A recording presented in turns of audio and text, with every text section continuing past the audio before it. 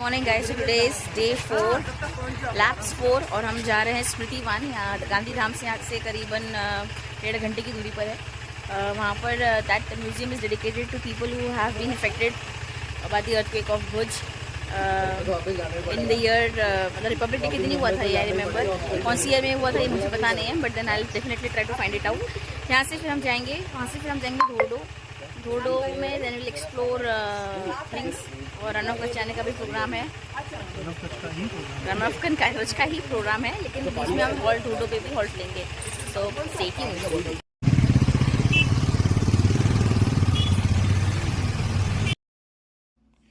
Smritivan is the largest memorial and museum to be ever built in the modern India.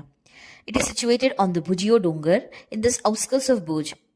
It also shares the area with Bhujia Fort, which is more than 300 years old. This structure is created for bereaved families for the earthquake victims from 2001. Smritivan is a place of pilgrimage, a praise for the resilience and reverence of the people of Kutch, and a haven for those who find solace in nature. The memorial consists of a sun point that overlooks the city, the sunrises and the sunsets from atop of the Bhujia Dongar.